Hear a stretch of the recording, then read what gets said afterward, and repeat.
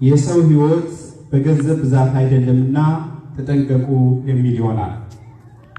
ቅድም በወንጌሉ የተነበበልን ኃይለ ቃል ነው። ባጭሩ በሉቃስ ወንጌል ምዕራፍ 12 ከቁጥር 13 ጀምሮ እንዲህ ይላል። ከሕዝቡም አንድ ሰው መምህር ሆይ ርስቱን ከኔ ጋር እንዲካፈል ለወንድሜ ንገረው አለው። እርሱም አንተ ሰው ፈራጅና አካፋይ በላያችሁ እንድሆን ማን ሾመኝ አለው። የሰው ሕይወት በገንዘብ ብዛት አይደለምና ተጠንቀቁ፣ ከመጎምጀትም ሁሉ ተጠበቁ አላቸው። ምሳሌም ነገራቸው ይላል። ስለ ቃሉ የእግዚአብሔር ስም የተመሰገነ ይሁን። የዚህ ትምህርት ዋና ዓላማ ሰዎች በፍቅረ ነዋይ ተጠምደው ከአምላካቸው ከእግዚአብሔር እንዳይርቁ ማድረግ ነው፣ ወይም በእግዚአብሔር ዘንድ ባለጠጎች ማድረግ ነው። የትምህርታችን ዓላማ ይህ ነው። ከኃይለ ቃሉ እንደምንረዳው ይህ ቃል የተነገረው ለአንድ ከሕዝቡ መካከል ተነስቶ ወደ ኢየሱስ ክርስቶስ ቀርቦ ጥያቄ ላቀረበ ሰው ነው። ቃሉንም የተናገረው መድኃኔ ዓለም ኢየሱስ ክርስቶስ ነው። የሰው ሕይወቱ በገንዘብ ብዛት አይደለምና ተጠንቀቁ፣ ከመጎምጀትም ተጠበቁ ይላል። ጥያቄ ጠይቆ መልሱ ሲመለስ አንተ ሰው ፈራጅና አካፋይ በላያችሁ እኔን ማን አደረገኝ አለው። የሰውየው አመጣጥ ስርዓት አልባ ነበር። ምክንያቱም ኢየሱስ ክርስቶስ ወደዚህ ምድር የተገለጠው ሰማያዊ መንግስት ይገልጽልን ዘንድ በጸጋና በበረከት እንዲሁም ነገረ ድነቱ ሁሉ ያከናውንልን ዘንድ ሳለ ይህ ሰው ግን ስለ ምድራዊ ሀብት፣ ስለ ምድራዊ ብልጽግና ወይም ከወንድሙ ስላጣው ርስት ጉልት ጠየቀው። በዛም ነው ይጠይቀው የሚገባ መድኃኔ ዓለም አምላኩ እግዚአብሔር ከፊቱ እያለ ዘላለማዊ የሆነውን ሕይወት መጠየቅ ሲገባው ጊዜያዊና ተራ የሆነውን በክርክርና በሁከት የታየው ጀመውን ጥያቄ ስለቀረበ አንተ ሰው በእናንተ መካከል ማን ፈራጅ አደረገኝ አለው። ከዛም ይህ ቃል ተናገረ። የሰው ሕይወት በገንዘብ ብዛት አይደለምና ተጠንቀቁ። ይህ መሰረታዊ ጽንሰ ሐሳብ ወይ ትምህርታችን ስስታም ከመሆን ተጠበቁ ማለት ነው። ስስታም ማለት በጣም ራስ ወዳድ መሆን ወይም ደግሞ አንድን ነገር ለማግኘት ከሚገባው ወይም ከሚያስፈልገው መጠን በላይ አጥብቆ መፈለግ ማለት ነው። ስስት የመጀመሪያው ሰው አዳምና ሔዋን ከምድረ ገነት የወጡበት ነው። ከመጎምጀት የተነሳ ዕፅዋን ቆረጡ ነው የሚለው። ኤሳው ክብሩን ያጣው ነው በምስር ከሚበላው ዘንድ ከሳሳው የተነሳ። ስስት ከሚገባው በላይ አንድ ነገር መውደድ፣ ይህ ብቻ ሳይሆን እንደ ይሁዳ አምላኩን ሕይወት የሆነውን ነገር አሳልፎ እስከ መሸጥ ያደርሳል። ለዚህ ነው የሰው ሕይወት በገንዘብ ብዛት አይደለምና ተጠንቀቁ ያለው። ብዙውን ጊዜ አይታችሁ ከሆነ ኑዛዜ ባለበት ሁሌ ጦርነት አለ። ሰዎች ከቤተሰባቸው አባወራው ወይም ባለሀብቱ ሲሞት ያ ብዙ ደክሞለት ያ ሕይወቱን ዘመኑን ሁሉ ጉልበቱን ያፈሰሰበት ዕውቀቱን ያፈሰሰበት ያ ሀብትና ንብረት ጥሎ እንደሄደ አይተው ለካ ሰው ከንቱና አላፊ ነው ብሎ መማር ሲገባቸው ቋሚው ቤተሰብ የሚያውጀው ጦርነት ነው። ገንዘቡን እንዴት መውረስ እንዳለባቸው። ስለዚህ ብዙ ጊዜ የምናየው ይህ የጦርነት አዋጅ በመካከላቸው እንዳለ ነው። ክርስቶስ ላይ የቀረበው ወንድሙን ሲከሰው ነው የምታዩት። አንዳንዴ ወደ ቤተክርስቲያን መጥተን የምንጸልየው ጸሎት ምንድን ነው? አንዳንዴ በእግዚአብሔር ፊት ቁመን የምንጠይቀው ጸሎት ምንድን ነው? እስኪ ብዙ ጊዜ ስለሚጠፋና ስለሚያልፍ ስለ ከንቱ ነገር ነው ጊዜያችንን እናሳለን። በእርግጥ ስለቸገረንና ስለጎደለን መጠየቅ አይገባም ማለት አይደለም። አስቀድመን ግን ጽድቁን እንሻ። ከዛም በኋላ ያለው ሁሉ ሊደረግልን ስለሚችል አስቀድመን ጽድቁን መሻት አለብን። ስለዚህ በእግዚአብሔር ፊት ስንቆም ማስተዋል ያለብን ነው።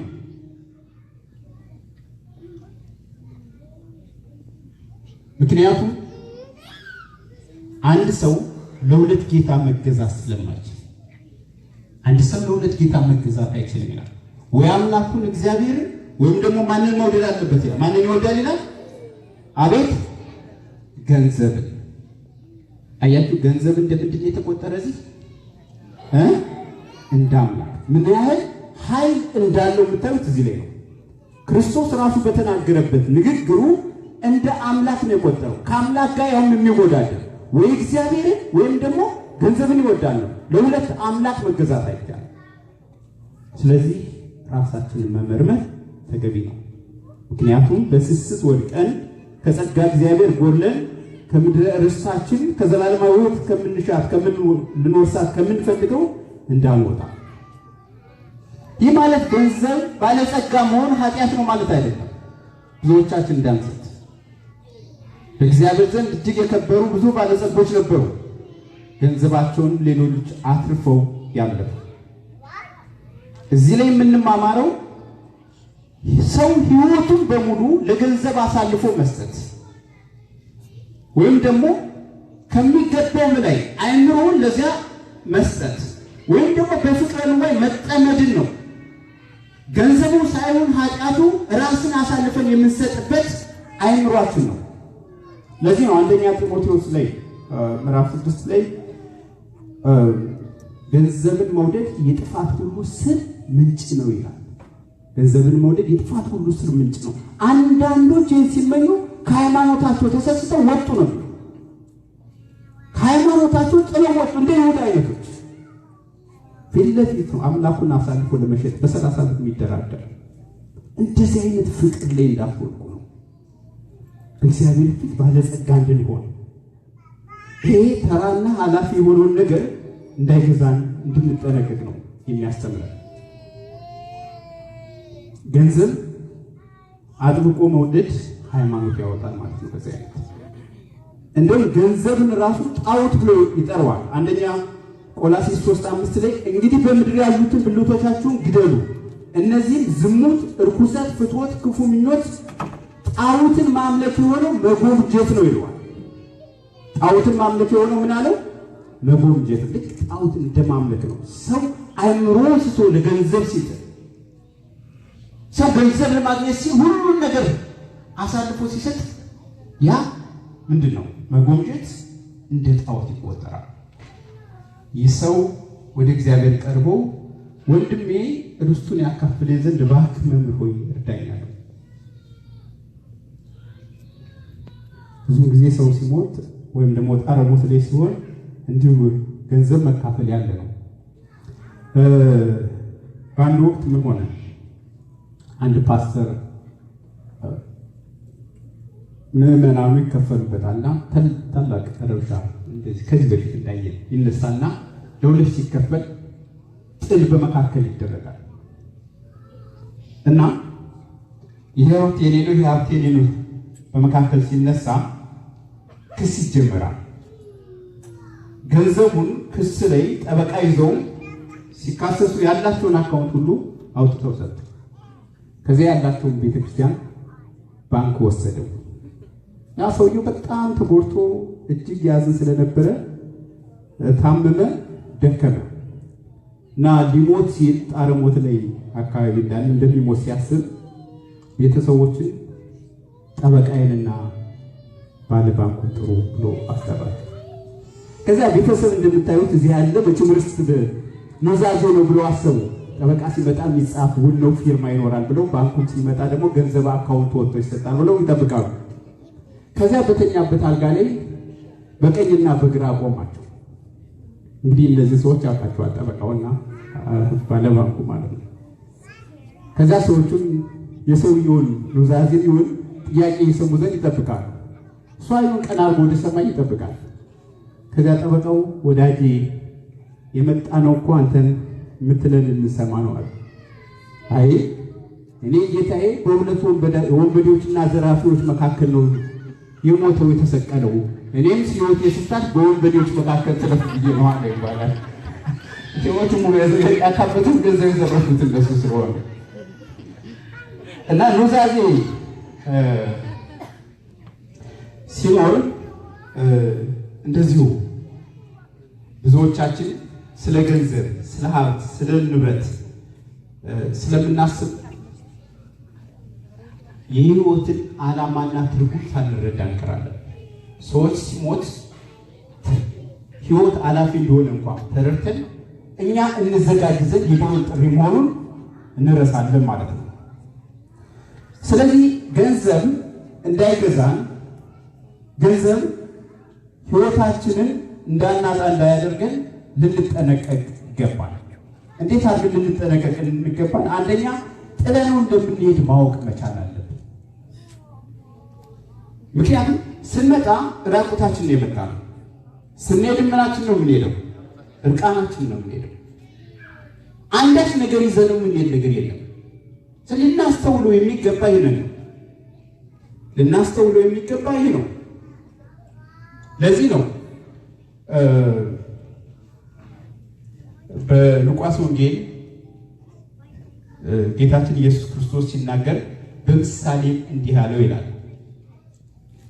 እንዲህ ይላል፣ ምሳሌ ነገራቸው እንዲህ ሲል፣ አንድ ባለጠጋ ሰው እርሻ እጅግ ፍሬያማ ሆነችለት። እርሱም ፍሬን የማከማችበት ስፍራ አጥቻለሁና ምን ላድርግ ብሎ በልቡ አሰበ ይላል።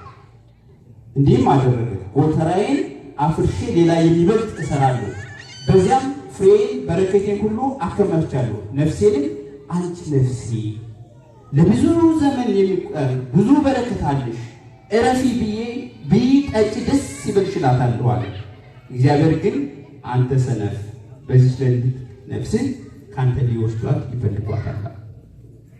ይህ ሰው ጎተራ አዘጋጅቶ ብዙ ንብረት ብዙ ሀብት አከማችቶ ያንን ያከማቸውን ንብረት ከጊዜ በኋላ ቁጭ ብሎ ነፍሴ ሆይ ደስ ይበልሽ፣ ብይ ጠጪ ሐሴት አድርጊ፣ ይህ ሁሉ ሀብት አለሽ እላታለሁ እያለ ሲያስብ በዚያች ሌሊት ይላል ያከማቸውን የደከመለትን የሰበሰበውን ዘመናቱን ሁሉ የፈጀበትን ነገር ሳይንድ ቀን ሳይደሰትበት አንተ አንቺ ነፍስ ዛሬ ነው ምንድን ነው ከኔ ጋር በኔ ትወሰዳለህ ተባለ። መሞት እንዳለ ቢያስብ ይህ ሰው ያን ጎተራ ያህል ንብረት ከማከማቸት ይልቅ ገንዘቡን በምድር ላይ ያስቀምጥ ነበር። መዝገቡን በምን ያደርግ ነበር? በሰማይ ያደርግ ነበር። ለዚህ ነው እዚህ በምድር ላይ ስንሰራ ብዙዎቻችን ለጡረታ የሚሆን ገንዘብ ይቆረጣል አይደል? ከንብረታችን ከደሞዛችን አይደለም ለጡረታ የሚሆን። ከሞት በኋላ ላለው ነገር ለምንድን ነው የማንቆርጠው?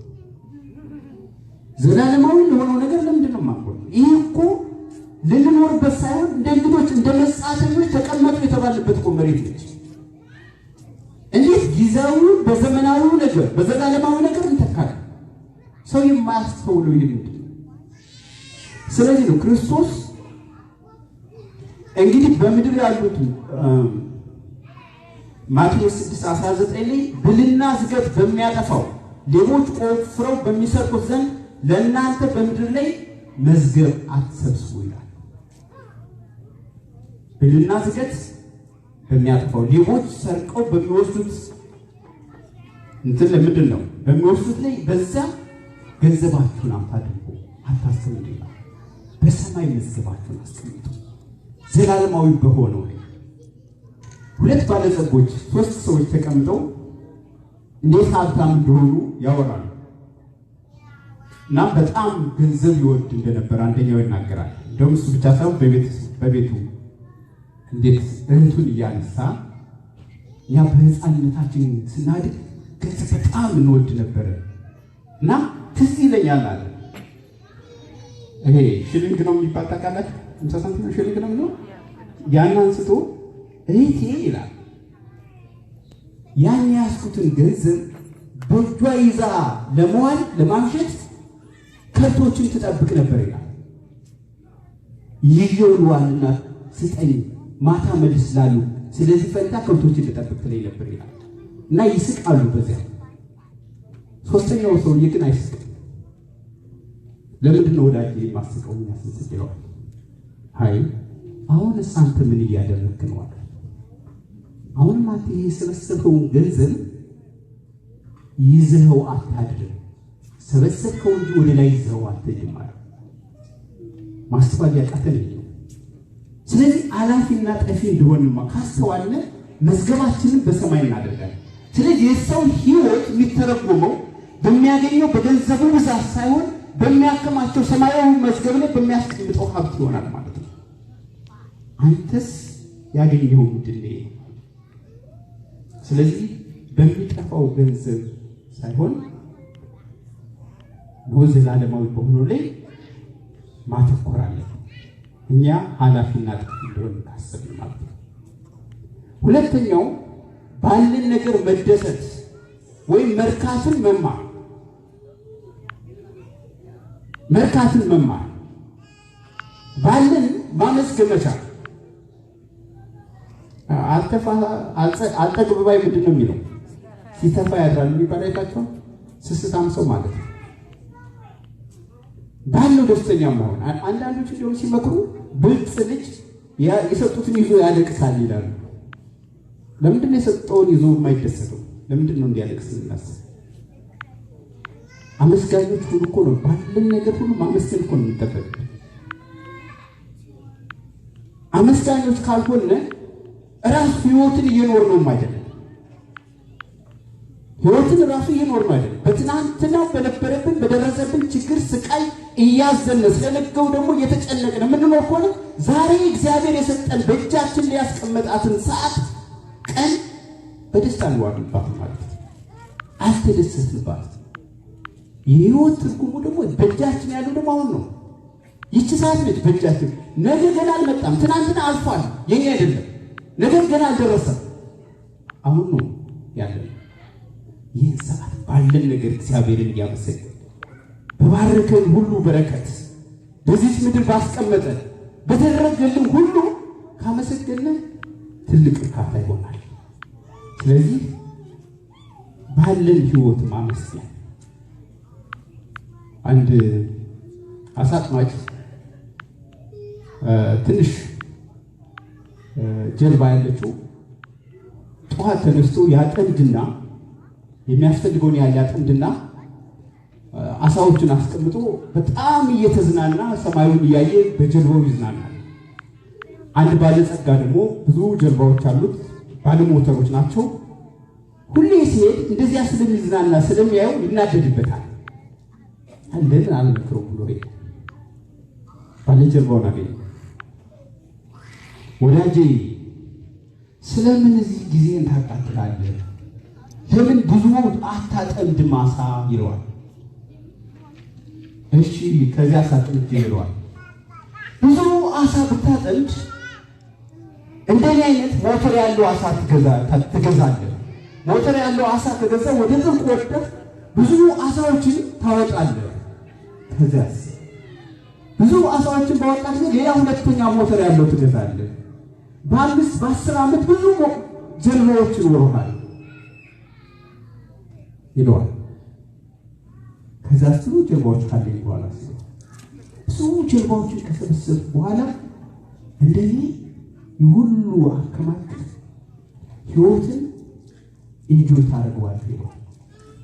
ጌታዬ ለምን ነው 15 ዓመት የምቀመጠው? አሁን ኢንጆይ እያደረኩት አይደለም። በእውነት እኮ ዛሬ እኮ ሳልኖር እኮ በስስት ይሄን አድርጌ ይሄን ሆናለሁ እያልን እኮ ነው። ኑሮን እኮ ማንነው ሰዎች እኮ ነው። አበሻ ደግሞ እንደዚህ አይነት አለ። በእውነት በጊዜያችን እኮ ደስተኞች እየተጨፋንኩ ስለ ነገው እየተጨነቀ ይህ ሰውዬ ይውላችሁ ደስታ የአእምሮችን አመለካከት ነው የሚፈጥረው እንጂ የገንዘብ ብዛት አይደለም የሚያመጣው። ለዚህ ነው የሰው ሕይወቱ በገንዘብ ብዛት አይደለም፣ ደስታው በገንዘብ ብዛት አይደለም። እንደውም ቅዱስ ጳውሎስ ሁሉ ጊዜ በጌታ ደስ ይበላችሁ እኮ ነው የሚለው።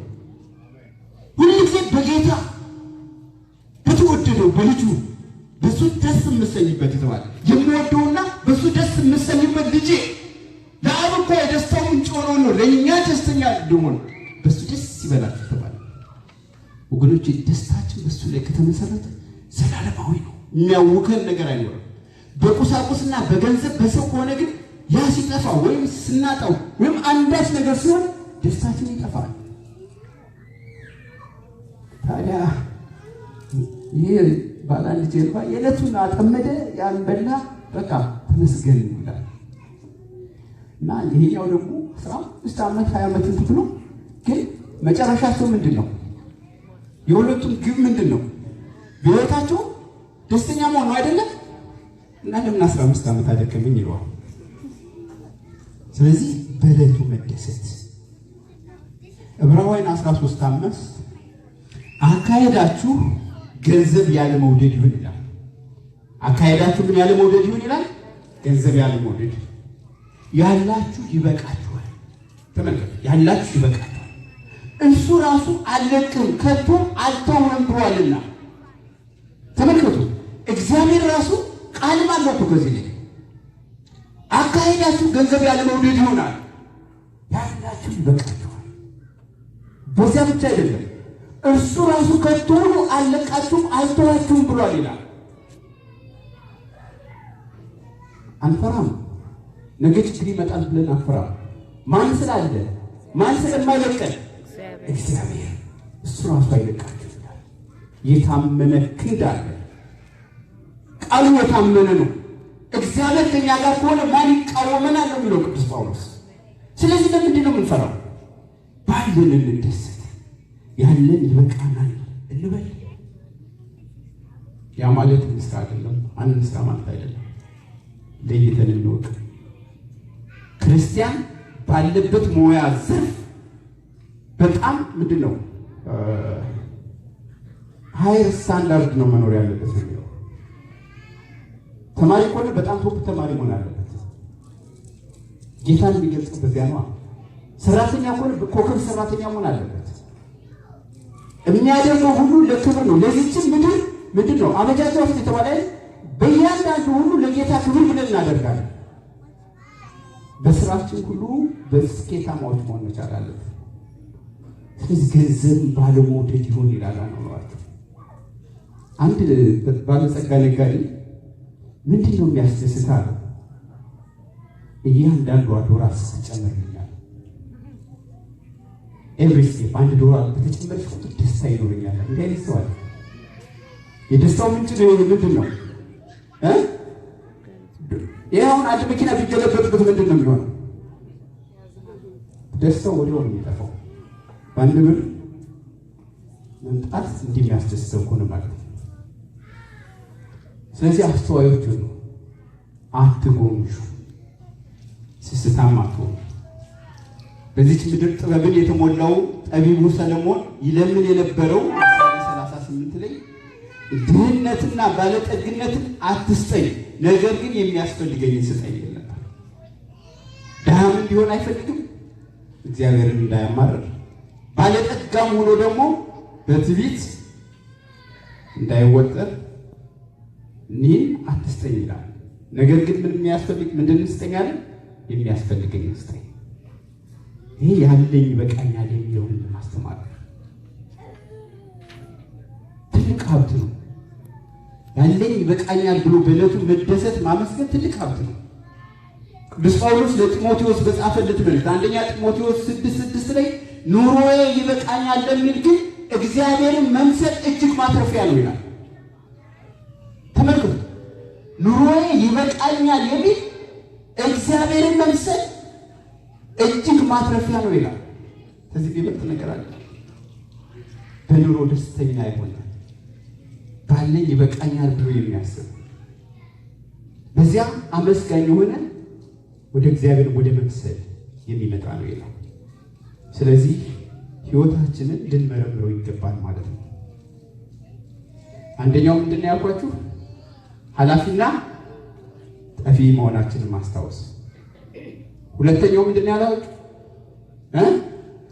ያለኝ ከኔ ጋር ናችሁ። የገንዘብ ነገር ሲነሳ ገንዘብ ላይ ሄዳችሁ መሰለኝ ገንዘብ እንዴት እንደሚሰራ ነው እያስባችሁ ያለኝ። በሶስተኛ ደረጃ ለሌሎች ማካፈል፣ ሌሎች ማካፈልን መልመድ። ስጡ ምንድን ነው የሚለው? ስጡ ይሰጣችኋል። ሉቃስ 6:38 የሚገርማችሁ በሰጠን ቁጥር ምንድን ነው የምናገኘው? ተመልኩ በረከት ነው። ስጦታም አለ። ስጡ ይሰጣችኋል፣ ስጡ ይሰጣችኋል። ስለዚህ ክርስቲያን በመስጠት ሕይወት ነው የሚሰጥ። ደግሞ በምንድን ይስጥ ነው የሚለው? በልግስና በደስታ ይስጥ ነው የሚለው። በልግስና በደስታ ይስጥ ነው የሚለው። ስለዚህ ለመስጠት ደግሞ አንድ ነገር ያስፈልጋል። አንደኛ የተቻላችሁን ያህል ሰብስቡ። መጀመሪያ የተቻላችሁን ያህል ምን አድርጉ? ባላችሁ የሥራ ዘርፍ ገንዘብ መሰብሰብ አለባችሁ። ሁለተኛ የሰበሰባችሁትን አጠራቅሙ። ሴቪንግ አስፈላጊ ነው። የሚገርማችሁ ክርስቶስ ለ5,000 ሕዝብ 5 እንጀራና 2 ዓሣ አበርክቶ ካበላ በኋላ 12 መሶብ ፍርፋሪ ተነሳ ይላል። ደቀ መዛሙርቱንም ሄዶ ይሄን ፍርፋሪ ሰብስቦ ነው ያላቸው። ሴቪንግ አስፈላጊ ነው። እስከዚህ እንስማማለን አይደል? ሶስተኛው ግን ያላችሁን ስጡ ነው የሚለው። እዚህ ላይ ነው የምንታጠፈው የሚመስለው። አትታጠፉ። ያላችሁን ሁሉ ስጡ። መስጠት እኮ ትልቅ ሀብት ነው ወገኖች። ሰጪዎች መሆን እኮ ትልቅ ሀብት ነው። ተቀባዮች አትሁኑ። የሰው እጅ አትዩ። እግዚአብሔር ሆይ ሰጪ ስላደረከኝ አመሰግናለሁ፣ በዚህ ሁሉ በረከት ስለባረከኝ አከብራለሁ በሉ። ሰጪዎች መሆን እኮ ምን ማለት አይደለም። ከሚቀበል ይልቅ የሚሰጥ የተባረከ ነው ይላል ቅዱስ ጳውሎስ። ከሚቀበል ይልቅ የሚሰጥ የተባረከ ነው። ለቤተሰቦቻችሁ አገር ቤት ስትልኩ የተባረካችሁና ደስ ይላችሁ ይገባል። በልግስና ስጡ። ስትሰጡ ግን ይሄ ከአሜሪካ እንደሚላክ እንትን በቅድመ ሁኔታ አትስጡ። ይሄን ካደረጋችሁ ይሄን አደርጋለሁ ወይም ደግሞ ስለምትወዱት ወይም ደግሞ አንዳች ነገር ጠብቃችሁ አይደለም የሚሰጥ። በልግስና ማለት ዝም ብሎ የሚሰጥ ዘር፣ ወገን፣ ቀለም፣ የተለያዩ ምክንያቶች ሳንደረድር እንደምንቀበለው ሳናስብ እንደ እድርና ዕቁብ ተስካር ምንድን ነው የሚባለው? አቆልቋይ ነው የሚባለው አይደል? አይታችኋል? የሰው ሲዳር አንዱ ቤተሰብ ወደ ገጠር አካባቢ ያላችሁ አንዱ ቤተሰብ ይደግሳል። ግን ጠብቆ ያ የደገሰውን ድግስ ሌላ ጊዜ ሌላው ሲድር ምን ይደረግለታል?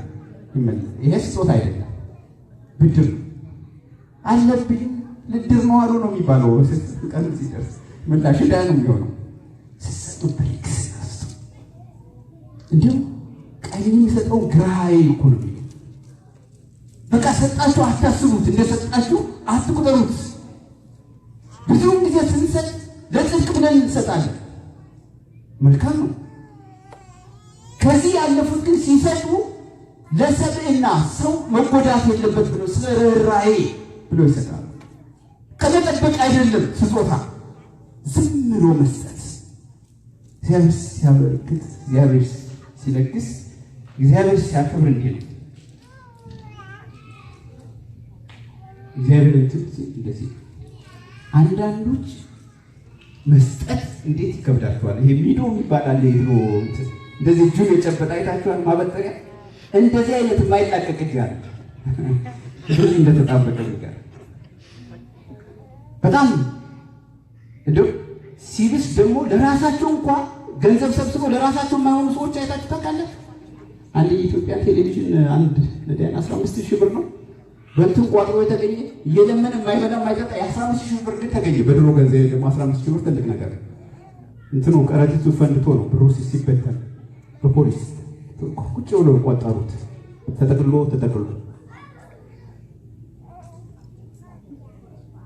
ራስ ወዳዳቱ ለሌሎች ማካፈል ልመዱ። አንድ በጣም ራሱን የሚወድ ሰው ነበር እና አንድ የሚያምር ልጅ ራሱን የሚመስል ልጅ ወለደ። ግን እጅግ በጣም ራሱን ከመውደዱ አንፃር ለሕፃኑ ጊዜ አይሰጠውም ነበር።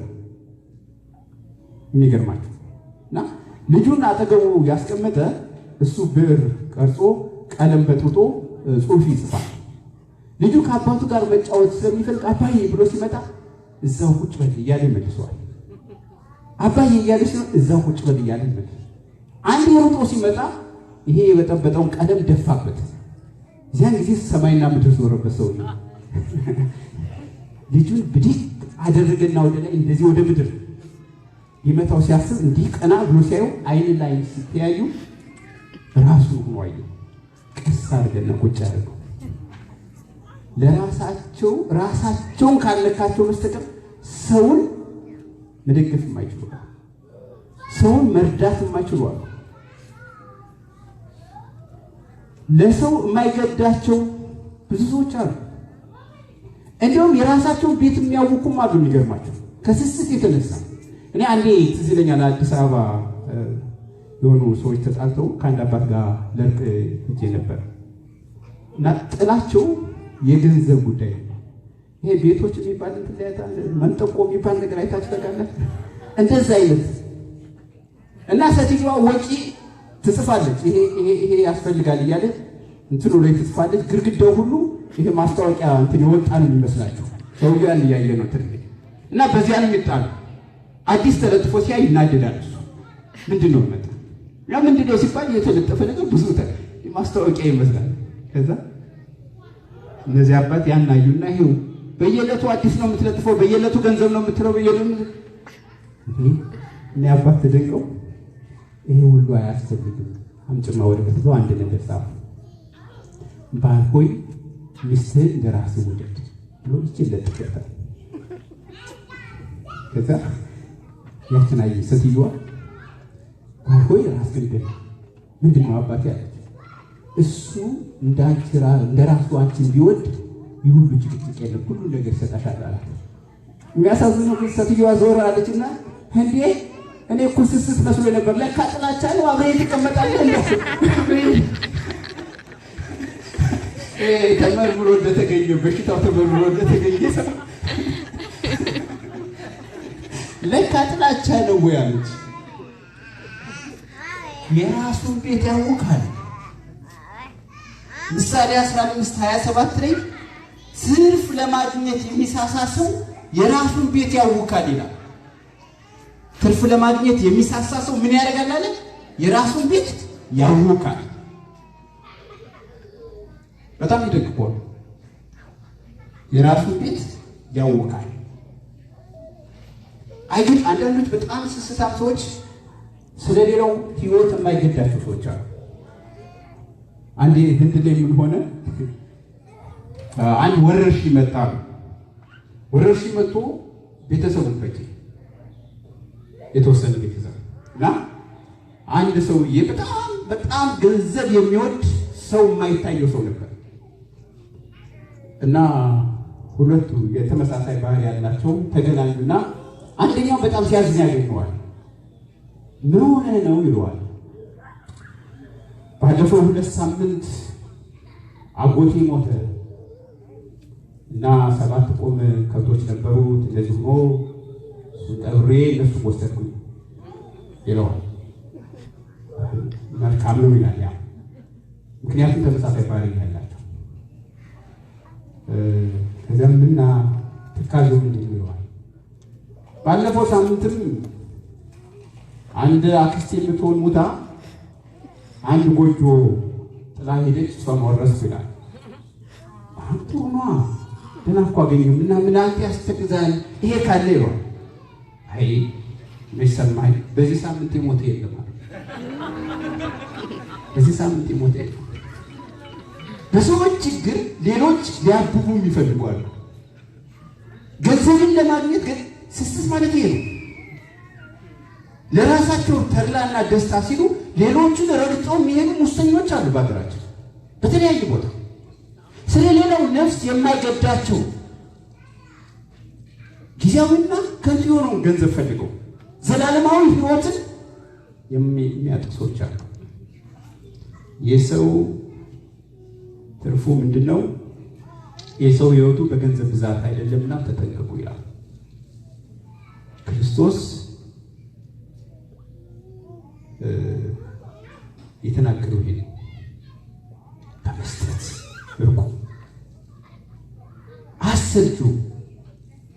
ፍቅር ያስተዛዝናል፣ ፍቅር ይታገሳል፣ ፍቅር አይሰለችም፣ ፍቅር ለሌላው ያስባል።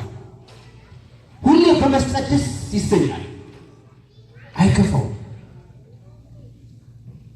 በእውነተኛ አበሾች በጣም ደስ የሚለው በመርዳት ላይ ጥሩ ነን፣ ወገን እናስባለን ከሌላው ሀገር ስንነጥል።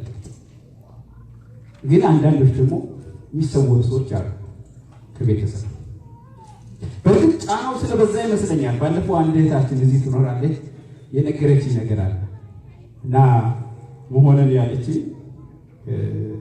አንድ ቤተሰቡ ከትልቅ ቤተሰብ የተወለደ ሰው ነበር የወጣ እንደ ድል ሆኖ እሱ ነው ወደ አሜሪካ የመጣው እና እንደመጣ ወላጆቹ መርዳት ጀመረ። ሌሎቹ ወንድሞቹን እህቶቹ መርዳት ጀመረ።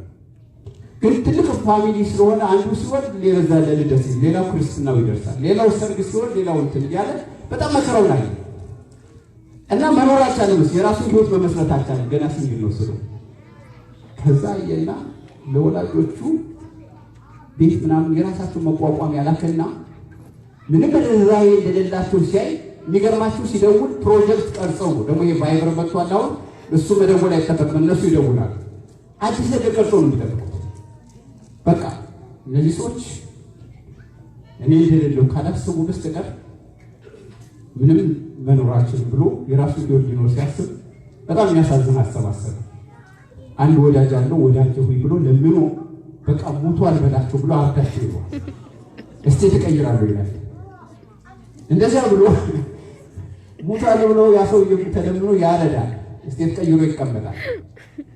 የሚገርመው በሶስተኛው ወር ሌላ የእሷ ገዝቶ ይመጣና ቤተክርስቲያን አካባቢ ያገኘዋል። ይደነግጣል። እዚያ ቤተሰቦቹ ቀብሮ እንትን ብሎናል። በጣም ይደነግጥና ከኋላ ወስኖ ስሙን ይጠራዋል። ዞር ብሎ ያየዋል። እንዴ አንተ እኮ ሞተሃል ተብሎ ተለቅሶልህ እኛን የቀበርከን ብለው ጮኸውልህ እኛን የሞት ነው እያሉ አልቅሰውልህ ይለዋል። ከዛ ያም ይደንቀውና መቼ ነው የመጣ ይለዋል። ከመጣው 3 ወር ነው ይለዋል። በዚህ በላንት ትንሽ ቆይተህ ትሞታለህ ይለዋል።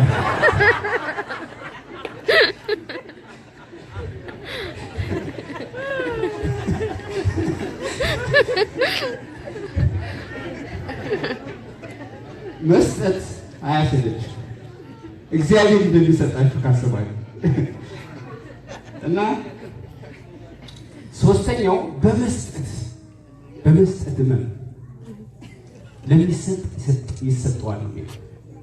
ለሚሰጥ ይሰጠዋል ነው የሚለው። በእውነት በእግዚአብሔር የታመነ በበረከት የተጎበኘ ሰው ሰጥቶ እንደሰጠ አይቆጥርም። አድርጎ እንዳደረገም እንዲቆጠርለትም አይፈልግም። የሚገርማችሁ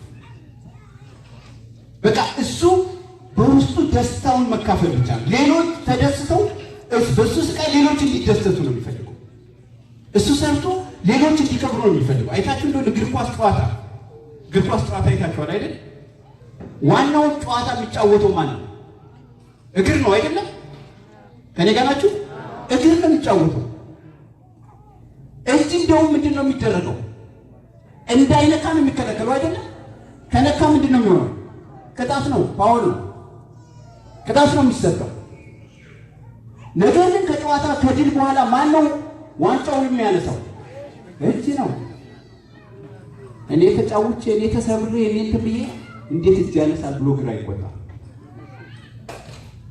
እንዲሁ በክርስቶስ አንድ አካል የሆንን ሁላችንም እርስ በርሳችን ልንተሳሰብ፣ እርስ በርሳችን ልንደጋገፍ፣ የምናደርገውን አድራጎት ሁሉ ለጌታ ብለን አንድ አካል ስለሆነ በሱ ደም ስለተመሰረትን እኛ የተለያዩ ብልቶች ሆነን በአንድ በክርስቶስ ላይ የታነጽን ስለሆነ በምናደርገው ሌሎች እንዲያደንቁንና እንዲያከብሩን ሳይሆን እግዚአብሔር እንዲከብርበት ሌሎች ቢወደሱ እኛ አንዳች ነገር ሳይሰማን እግዚአብሔርን ከፍ ልናደርግበት ይገባል። ስለዚህ ይህ ሰው ሕይወቱ በገንዘብ አይደለም የሚመሰረተው። በማን ነው? ብልጽግናችሁ በማን እንደሆነ ነው የሚነገረን? በእግዚአብሔር ነው ይላል። እንዳላበዘባችሁ። ስለዚህ ሶስት ነገሮችን፣ አንደኛ በሕይወታችን ይህ በዚህ ምድር መጻተኞች እንግዶች ነን እንጂ ነዋሪ እንዳልሆን እናስብ። ሁለተኛ ምንድን ነው? ያለን ይበቃናል ብለን ዛሬ ባለን ደስተኛ መሆን እናስብ። ስላጣነው አዝነን ወይም ደግሞ ልናገኘው ስለምንሻው ተጨንቀን የዛሬን አናበላሽ። ሶስተኛ ደግሞ ባላችሁ እግዚአብሔር እያከበላችሁ ሌሎችን እየረዳችሁ ለመኖር ያብቃል። ወስብሐት ለእግዚአብሔር።